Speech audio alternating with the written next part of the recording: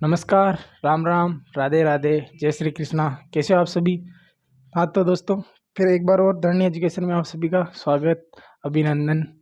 तो देखिए दोस्तों, अपने संधि चल रही थी और आज हम विधिवत रूप से विसर्ग संधि पढ़ेंगे। ठीक है दोस्तों, उम्मीद करूँगा कि आपको नियम वाली वीडियो मिल ही गई होगी। तो आज अपन पहला नियम और दूसरा नियम और तीसरा नियम पढ़ेंगे। बस हो गए अपने पहला नियम, दूसरा नियम, तीसरा नियम, दोनों नियम हो गए अपने। तो उम्मीद करूँगा कि आप सभी अपनी जगह चौका चौका हो गए। और आज जो अपना विसर्ग संधि है, इसके 3 नियम पढ़ेंगे। ठीक है दोस्तों, तो अपना जो पहला नियम रहेगा, ये पहला नियम क्या कहता है? पहला नियम ये कहता है कि यदि विसर्ग से पहले ए या आ हो। ठीक है दोस्तों, एक बार और साझा कर रहा हूँ आपके सामने, या फिर मैं सीधा ही कर देता हूँ। क्यों? क्योंकि इससे क्या है कि डबल वक्त खराब होगा अपना। ठीक है दोस्तों, विसर्ग संधि पढ़ रहे हैं और परिभाषा वगैरह मैंने आपको नियम वाले वीडियो में बता दी थी कि ऐसे होगा, कैसे होगा कि भाई प्लस से पहले विसर्ग हो और प्लस के बाद में पहले व्यंजन हो या फिर स्वर हो।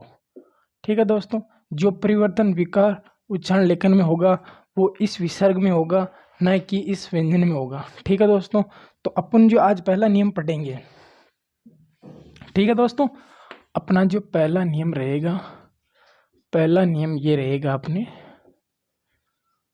स्वर हो या फिर व्यंजन हो। ठीक है, जो भी परिवर्तन या विकार होंगे इसमें होंगे। अपना जो आज का जो प्रथम नियम रहेगा वो क्या कहेगा? देखो, प्रथम नियम क्या कहता है कि यदि विसर्ग से पहले ए या आ हो, विसर्ग के बाद में कोई घोष वर्ण हो, तो विसर्ग का ओ हो जाता है। अब देखिए दोस्तों, क्या कह रहा है ये कह रहा है कि विसर्ग से पहले, ठीक है दोस्तों, विसर्ग से पहले ए या आ हो। ठीक है दोस्तों, देखो, ए या आ हो और विसर्ग के बाद में घोष वर्ण हो। क्या हो? घोष वर्ण हो। देखो, घोष वर्ण। अब दोस्तों, 1 मिनट में मैं घोष वर्ण की डेफिनेशन लिख देता हूँ, आप समझ ही जाओगे। देखो, जितने भी स्वर होते हैं वो घोष सघोष में आते हैं। ठीक है, और उसके बाद में तीसरा, चौथा और पंचम। ठीक है, और ये र, ल और है। ठीक है दोस्तों, ये 4 ही शब्द इसी के अंदर आते हैं। तो उम्मीद करूंगा कि ये शॉर्ट ट्रिक में आपको समझ में आ गया होगा। नहीं तो फिर आप समझोगे कि घोष क्या होता है और अघोष क्या होता है। फिर ये कहता है कि ये जो ओ है ना, विसर्ग है ना, इसका ओ हो जाता है, विसर्ग का ओ हो जाता है। तो एक बार मैं आपको बिल्कुल बेसिक जो अपना नियम है समझने से पहले मैं आपको कुछ बता देता हूँ। जैसे कि मैंने लिखा है मन है जन्मे, मन है धन में जय लिखा है। देखिए दोस्तों, अपना नियम क्या कह रहा है कि प्लस से पहले ए या आ हो। देखिए दोस्तों, ये न है जिसके अंदर ए मिला हुआ। ठीक है, ये विसर्ग है। ठीक है, और विसर्ग के बाद में जय है। अब देखो, तीसरा वर्ग कौन सा होता है? च, छ, ज, तीसरा वर्ग होता है। तो ये है, और ये कह रहा है कि विसर्ग से पहले स्वर हो और विसर्ग के बाद में ज हो, तो यहाँ ओ का आगम हो जाता है। ठीक है दोस्तों, जैसे ये मना है, तो अब ये अधूरा मना है, तो ये इसके अंदर जुड़ेगा। ठीक है दोस्तों, ठीक है दोस्तों, ये ऐसे जुड़ेगा। अब ये ऐसे जुड़ेगा तो मैं इस मनोज को ऐसे लिख सकता हूँ, मनोज। देखिए दोस्तों, एक नियम मैंने बिल्कुल ऐसे तोड़ के इसलिए दिखाया है क्योंकि अपन जो बाद में करेंगे ना, वो सीधा ही करेंगे।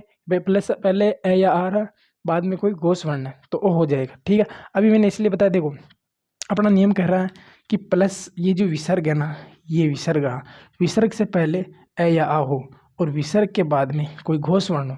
घोष वर्ण कौन से होते हैं? स्वर होते हैं, तीसरा वर्ग, चौथा वर्ग, पंचम वर्ण। ठीक है, व्यंजन का। और यह र, ल, व है, ये 5 सीमाएं थे। देखिए दोस्तों, उम्मीद करूंगा कि ये जो नियम है आपको समझ में आया होगा। अब मैं इसके लगभग आपको 10-12 उदाहरण से समझा रहा हूँ। ठीक है, देखिए दोस्तों, अब मैं कुछ उदाहरण लिख रहा हूँ आपके सामने। जैसे अभी लिखा है वापिस वही लिख देता हूँ जो आपके आसान रहेगा। मन धन में जय। ठीक है, और जैसे मैंने लिखा है सर धन में जय, और एक जैसे मैंने लिख दिया आपके यस धन में दा। ठीक है, एक लिख दिया मैंने तप तन्मय वन, और एक लिख दिया मैंने तप तन्मय जन। ठीक है, एक लिख दिया मैंने तप तन्मय दन। ठीक है दोस्तों, एक लिख दिया मैंने तप तन्मय भूमि। ठीक है दोस्तों, और एक और लिख देता हूं, जैसे मैं आपके अधो अधः तन्मय गति। ठीक है दोस्तों, और कुछ उदाहरण मैं इधर लिख रहा हूं, देखो अन्य तन्मय अन्य। ठीक है, विसर्ग लगाना जरूरी है। ठीक है, इसके बाद देखो इसमें भी मैंने विसर्ग लगा दिया। इसके बाद में देखते हैं अपन सरह तन्मय रू है। ठीक है दोस्तों, र छोटा आएगा। उसके बाद में एक होता है आपके सिरह तन्मय रू है, सिरह तन्मय रू है। एक होता है आपके रज तन्मय गुण। ठीक है, और एक होता है आपके यश तन्मय गान। ठीक है दोस्तों, अब और मैं कुछ इसके उदाहरण लिख रहा हूं, जैसे ठीक है दोस्तों, जैसे मैंने लिखा अध्याय प्लस में तन्मय लिखित, अधोलिखित हो जाएगा। ठीक है दोस्तों, और कुछ और उदाहरण लिख देता हूं जिसमें आपके अध्याय तन्मय, या फिर दूसरा लिख देता हूं जैसे आपके मन है तन्मय भाव। ठीक है, और एक और लिख देता हूं मैं आपके मन है तन्मय हर, और इसके बाद में लिख देता हूं जैसे मैं मन तन्मय भावना। देखिए दोस्तों, मैं उदाहरण इसलिए ज़्यादा लिख रहा हूँ क्योंकि कहीं ना कहीं इन्हीं में से आपके एग्जाम में मिल जाए, इसलिए मैं उदाहरण भी ज़्यादा लिख रहा हूँ और समझने में भी आसान रहेगा, और ज़्यादा उदाहरण से अपना कंटेंट भी ज़्यादा हो जाएगा, तो आपको और दूसरी चीज़ पढ़ने की कोई ज़रूरत नहीं रहेगी। देखो मन प्लस में भावना, मनो प्लस में हर, और मन है तन्मय रंजन, और मन है तन्मय राम, और मन है तन्मय विराम। ठीक है, और क तन्मय अपी को हैप्पी भी हो जाएगा। और देखिए दोस्तों, बहुत ज़्यादा उदाहरण हो गए हमारे, 3 4 8 10 लगभग 15 के समथिंग अपने नियम हो गए। अब देखिए दोस्तों, जिस तरह मैंने वो पहला नियम समझाया ना, उसी अकॉर्डिंग होंगे। कैसे होंगे? देखिए, सबसे पहला नियम अपने लिखा है मनोज, अभी समझाया था मैंने, सीधा लिख देता हूँ मैं मनोज। ठीक है दोस्तों, अब देखो ये क्या कहता है कि प्लस से पहले क्या हो, अ है या आ हो, प्लस के बाद में ज हो। देखो च छ ज, अभी ये सेम वाला, तो क्या हो जाएगा इसका सरोज हो जाएगा। क्या हो जाएगा इसका सरोज हो जाएगा। उसी प्रकार यस है, देखो इसके अंदर तो अ ही, दिखती बात है कि प्रत्येक व्यंजन स्वर से मिलकर बना होता है, यानी आगे तो आपको देखने की कोई जरूरत ही नहीं, लेकिन आपको पीछे देखना है घोष है या अघोष है। तो देखो द, अब इसके अंदर लिखा हुआ त थ द, तीसरा नंबर पे आता है, तो जाहिर सी बात है यशोदा। क्या हो जाएगा यशोदा। ठीक है दोस्तों, तपोवन, देखो वह, ये अपना वह है, तो क्या हो जाएगा तपोवन। ठीक है दोस्तों, उसी प्रकार तप प्लस में जन, च छ ज, आगे दिखती बात, तीसरा तपो प्लस में जन, और तप त थ द ध, चौथे नंबर पे आ रहा है, तो क्या हो जाएगा तपो धन। ठीक है दोस्तों, और तप प्लस में भूमि, तपो भूमि, और भूमि बड़ा आएगा ना, तो हाँ भूमि बड़ा ही आता है, छोटा कर दो, भूमि छोटा आता है। ठीक है, भूमि, और अध गति। देखिए दोस्तों, उम्मीद करूंगा कि जिस तरह मैंने नियम के अकॉर्डिंग आपको स्वर संधि पढ़ाई है, व्यंजन संधि पढ़ाई है, और विसर्ग संधि पढ़ा रहा हूँ, हर में मैं 15 नियम तो लिखा रहा हूँ, चाहे भले अपने नियम 2 ही पढ़ रहे हैं, पर मैं नियम 10-15 इसलिए लिखा रहा हूँ। एक तो अपना कंटेंट भी ज़्यादा हो जाएगा, और एक नियम समझ में नहीं आए, दो नियम नहीं आए, लेकिन उदाहरण से हर नियम आपको आसान लगेगा, इसलिए मैं ज़्यादा उदाहरण लेके आता हूँ। देखो अन्य प्लस में अन्य, तो अन्योन्य क्या हो जाएगा, अनोन्य। ठीक है दोस्तों। उसी प्रकार सिर और रूह है, यानी कि एक तो होती मतलब कि सिर की मांग, उसे बोलते हैं सिर और रूह, एक होती है सिरो धन में रूह है, और इसको बोलते हैं जो अपन सिर की वजह मांग पाड़ते हैं ना, उसको बोलते हैं सिरोधन में रूह है।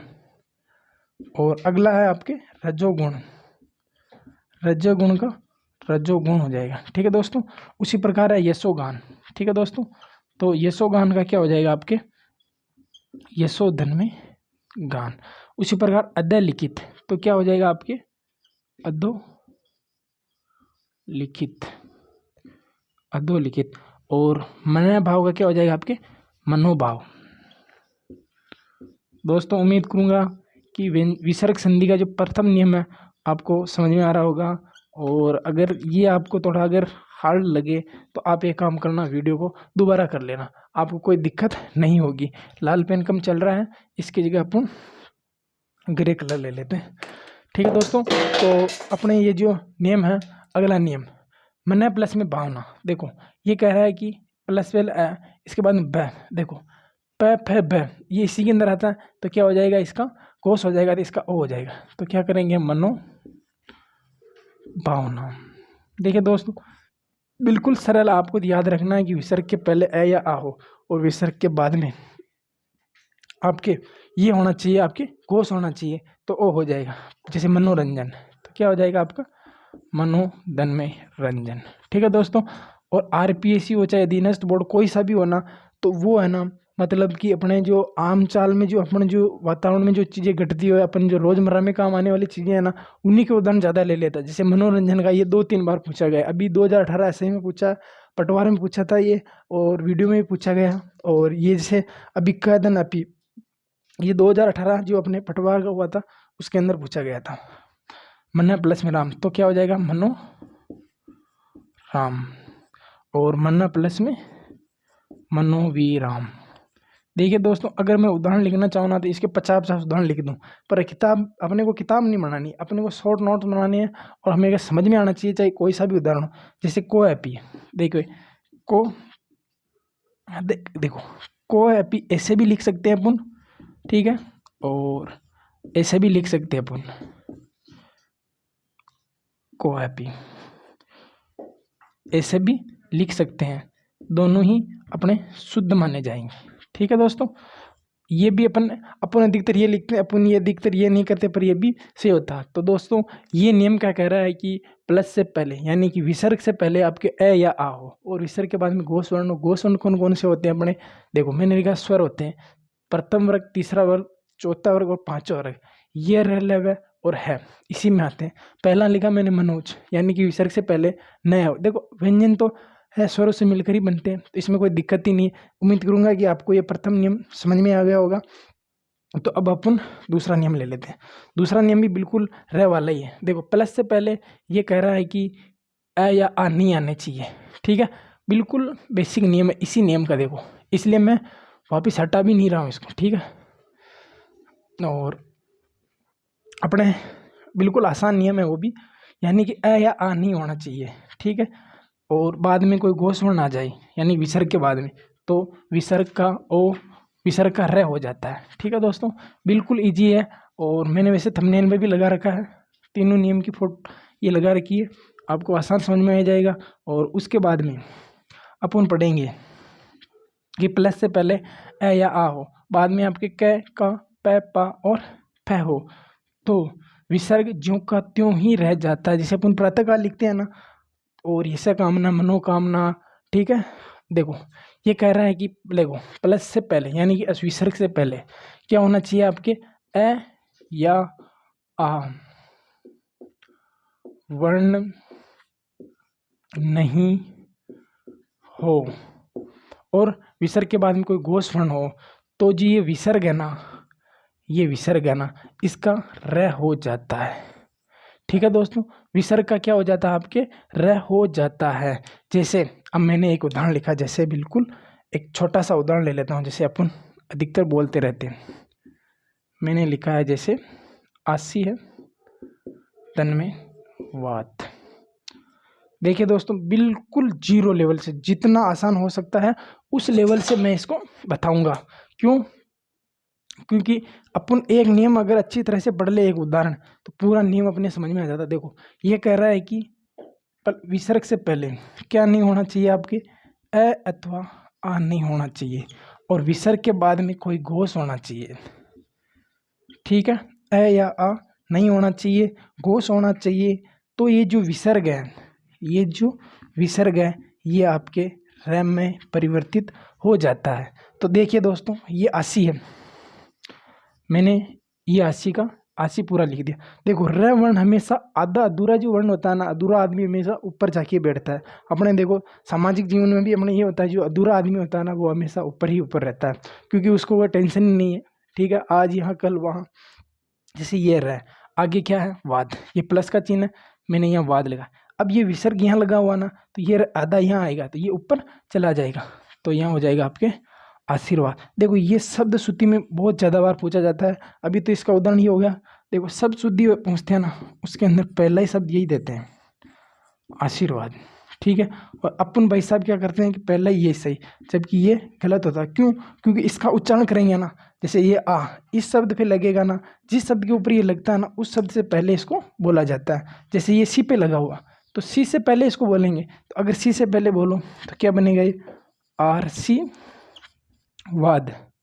आरसी वाद क्या होता है? जबकि शब्द तो शुद्ध होता है आशीर्वाद। अब देखो, ये रह यहाँ लगा हुआ ना, तो अब ये क्या बोलेंगे? जैसे ये आशी हो गया, अब रह पहले लगा हुआ, ये रह अधूरा, ये वाद आशीर्वाद ही होता है। शब्द शुद्धि में बहुत ज़्यादा बार पूछा जाता है, इसका ध्यान रखना। अब देखिए, मैं इसके कुछ उदाहरण लिखा रहा हूँ। ये कह रहा है कि विसर्ग से पहले क्या नहीं होना चाहिए? अ या आ नहीं होना चाहिए, तो और विसर्ग के बाद में कोई घोष होना चाहिए, तो अपने र हो जाता है। इसी प्रकार मैंने ये आपको लिख के बता दिया। अब मैं इसके कुछ उदाहरण दे रहा हूँ, 10-12। ठीक है दोस्तों, 10-12 उदाहरण से, पिछले भी मैंने आपको लगभग 15 नियम बताए थे, 15 उदाहरण बताए थे, और इसके भी मैं आपके 15 उदाहरण बता रहा हूँ, ताकि आपके आसान समझ में आ जाए। अब देखो, पहला नियम जैसे मैंने लिखा है, पहला लिखा मैंने आवी है धन में भाव। दूसरा लिखा है मैंने प्रादु है धन में भाव। ठीक है, तीसरा लिखा है मैंने जैसे आपके आयु है धन में वेद। ठीक है, चौथा लिखा है मैंने जैसे आपके आयु है धन में विज्ञान। ठीक है दोस्तों, और चौथा लिख लो जैसे आपके आशी है धन में वचन। आशीर्वचन भी इसी का उदाहरण है, तो ये लिख लो। और अभी लिखा हमने आशी है धन में वाद। ठीक है दोस्तों, और एक छोटा सा और धन लिख लो यहीं पे आपके, और यजु है धन में आपके वेद। ठीक है दोस्तों, अब जैसे और कुछ उदाहरण लिख रहा हूं मैं, जैसे ये तो अपने हो ही गए। देखो, अब जैसे मैंने यहाँ लिखा है, जैसे मैंने लिखा है आपके दू है प्लस में ग। एक यहाँ लिखा मैंने दू है धन में गम। ठीक है, एक लिखा है मैंने दू है प्लस में गति। एक मैंने लिखा है आपके दू है प्लस में अवस्था। देखिए दोस्तों, जितने ज़्यादा आप उदाहरण हल करोगे, उतना ज़्यादा आपको नियम ज़्यादा से ज़्यादा समझ में आएगा। तो दोस्तों, मेरा ये ज़्यादा लिखने का मतलब यही है कि आपको ज़्यादा से ज़्यादा दुर्गम, दुर्गति, दुर्दशा और दुर्गम और दू है प्लस में आचार, दुराचार। ठीक है दोस्तों, अब जैसे कुछ मैं नी के भी लिख देता हूँ, जैसे नी है धन में भव, निर्भय। ठीक है, और नी है धन में जन, निर्जन। और एक लिखता हूँ जैसे नी है प्लस में मल, निर्मल। ठीक है दोस्तों, और एक और जैसे बहुत सारे उदाहरण, तो आप कहोगे ना कि 20-20 उदाहरण भी लिख लेंगे, लेकिन आपको समझ में आना चाहिए। नी है प्लस में जर हो गया ना, नी है प्लस में जर, देखो वो जर भी आता है और ये वाला जर भी आ जाता है। ठीक है दोस्तों, और जैसे और एक कर लेते हैं अपन नी है प्लस में अपराध, निरपराध हो जाएगा। और एक कर लेते हैं अपन नीर धन में अवलंब, अवलंब। देखिए दोस्तों, नी धन में अपलंब हो जाएगा। और एक हो जाएगा आपके जैसे धनु है प्लस में धर, ठीक है। और एक और ले लो जैसे कि धनु है प्लस में विद्या, ठीक है दोस्तों। और ले लो आपके बही है धन में भाव, बहिर्भाव हो जाएगा। और एक और ले लो बही है धन में, देखो उदाहरण बिल्कुल साफ लिख देता हूँ आपको, कोई दिक्कत नहीं होनी चाहिए, साफ दिख जाएगा। क्या लिखा मैंने, बही है धन में मुख, बहिर्मुख भी हो जाएगा, या बहिर्मुखी भी करना चाहो तो भी हो जाएगा। देखिए दोस्तों, बहुत ही ज़्यादा अपने उदाहरण हो चुके हैं। अब अगर ये भी आपके अगर समझ में नहीं आए ना, तो अब देख लो आप कि ये नियम, इतने उदाहरण लिखने का मतलब कि आपको 5-7 उदाहरण, लगभग 15 उदाहरण लिखा रहा हूँ मैं, इससे आपका ये नियम बिल्कुल कंप्लीट हो जाएगा, एक भी दिक्कत नहीं आएगी। अब देखो, अब स्टार्ट करते हैं। क्या करते हैं, जैसा अपना नियम कहे वैसे अपने को करना। देखो ये कह रहा है कि विसर्ग से पहले अ अथवा आ नहीं होना चाहिए, बाद में घोष होना चाहिए, तो यहाँ पे र का आगम हो जाएगा।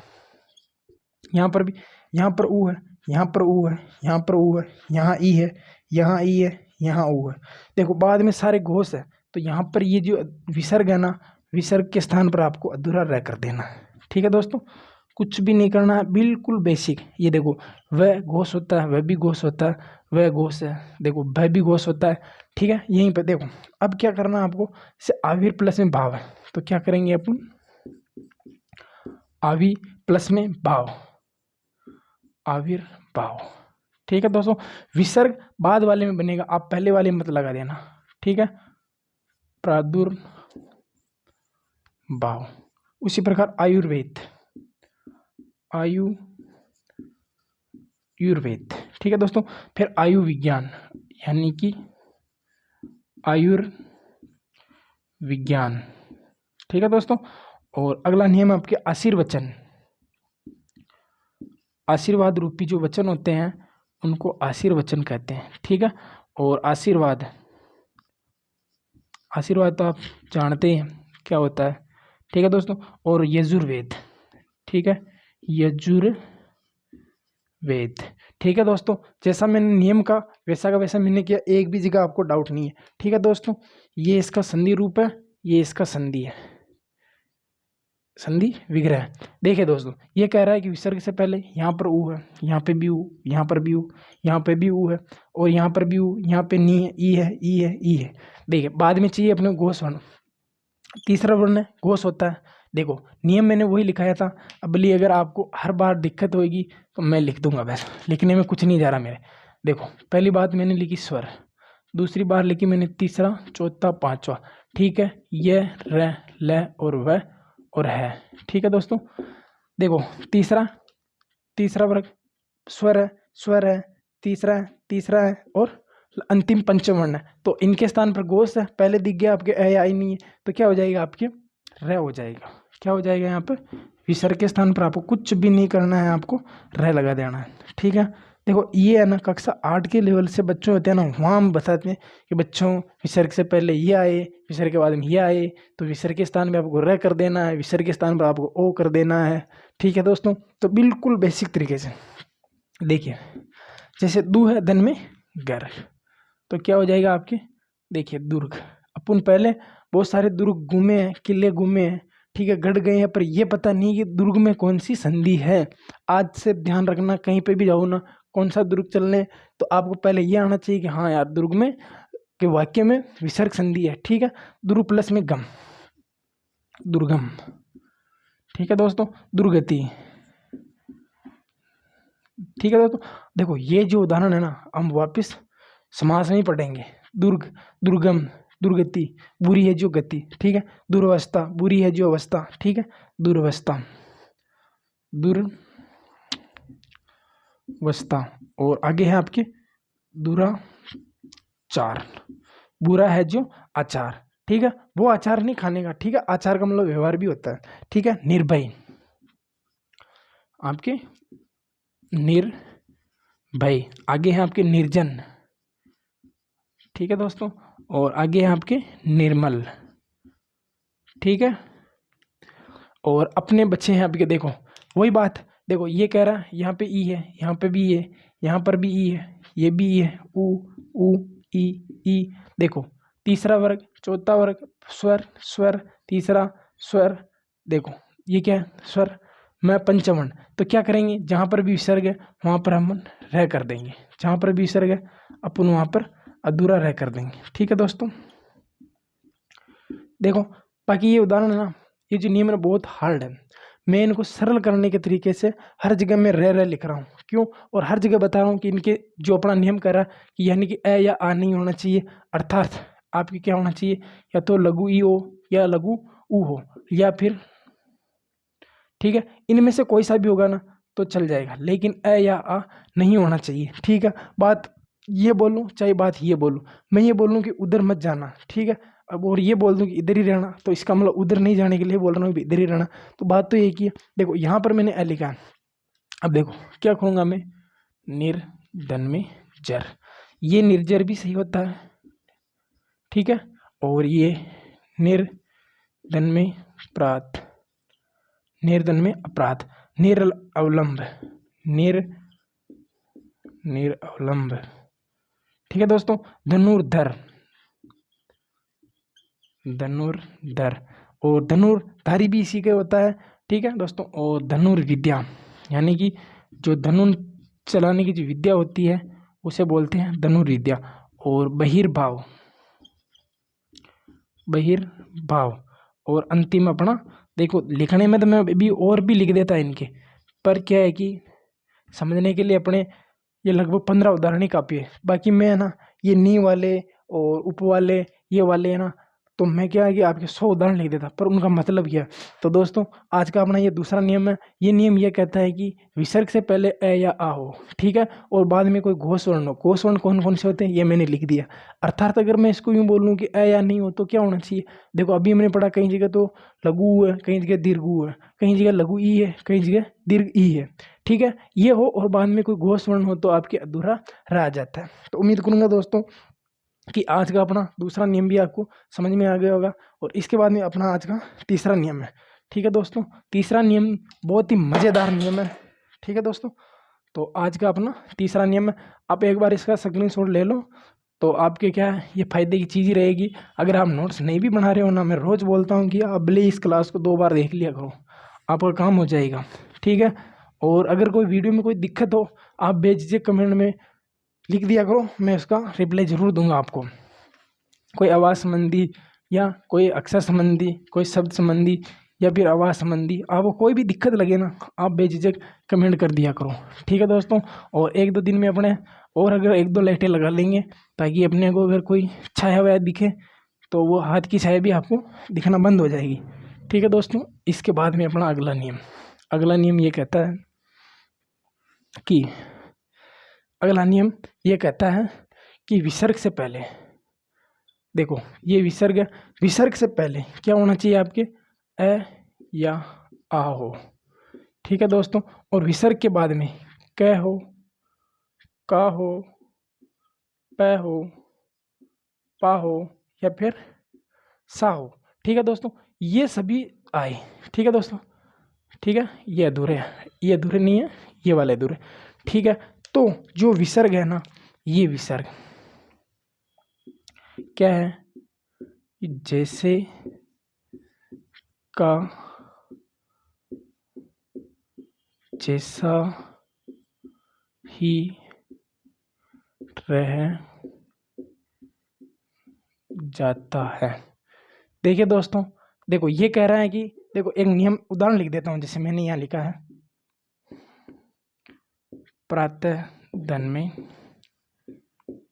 काल। एक उदाहरण से मैं आपको समझाता हूँ ये नियम।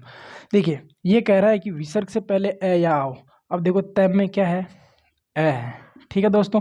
फिर क्या कह रहा है कि विसर्ग के बाद में का हो या फिर क्या हो। देखो ये विसर्ग है, विसर्ग के बाद में क्या है, यहाँ पे का है। तो क्या कह रहा है कि ये जो विसर्ग है ना, ये वाला, ये बीच में विसर्ग है ना, ये ऐसे के ऐसा ही रह जाएगा। तो और ये प्लस का चिन्ह यहाँ से हट जाएगा। तो मैं क्या लिख दूंगा, प्रातः प्रातः प्रातः दिन में काल विच्छेद रूप विग्रह रूप है और ये आपके संधि रूप हो जाएगा। अर्थात मैं इसको ऐसे लिख सकता हूँ, प्रातः बीच में विसर्ग आएगा, प्रातः दिन में काल। इसके 8-10 शब्द है वो अपन एक साथ ही देख लेते हैं। देखो ये कह रहा है कि देखो विसर्ग से पहले ए या आओ, और विसर्ग से पहले क ख क प डबल, देखो क हो, का हो, प हो, पा हो या स हो, तो विसर्ग जैसे का जैसा ही रह जाता है और ये जो धन का चिन्ह है ये हट जाता है, हट जाता है। ठीक है दोस्तों। अब देखिए मैं जैसे कुछ उदाहरण लिख रहा हूँ, इसके 5-7 उदाहरण लिख दूँ मैं इसके ज़्यादा उदाहरण मिलते नहीं है। ठीक है, जैसे मैंने लिखा है, कुछ शब्द लिखा है, जैसे मैंने मन तन में कामना, ठीक है, यस तन में कामना। देखो अब अगर मैं प्लस लगाऊंगा ना, ठीक है दोस्तों, अगर इनके मतलब प्लस लगाऊंगा ना तो ये संधि विच्छेद बन जाए। अभी ये संधि रूप है, अभी अपने को क्या करना है, मैं यहाँ पर प्लस का चिन्ह कर रहा हूँ। ठीक है, जैसे कामना, मनोकामना, और जैसे मैंने लिखा है यहाँ तप कर्ण, और मैंने यहाँ लिख दिया जैसे प्राप्त नहीं रे, प्रातः प्रातः दिन में काल। और 2-3 उदाहरण मैं इधर लिख देता हूँ, जैसे मैंने लिखा है यहाँ पे आपके अंत तन में साक्ष्य, और एक शब्द लिखा मैंने जैसे अंत तन में पुर, अंत धन में पुर, और एक जैसे मैंने तप प्लस में कण हो गया ना अपने। अगर और भी लिखना चाहिए तो लिख सकते हैं, जैसे अपन रजा कण भी लिख सकते हैं, तप कण हो गया ना, उसी प्रकार अपने रजा कण भी लिख सकते हैं, और अध प्लस में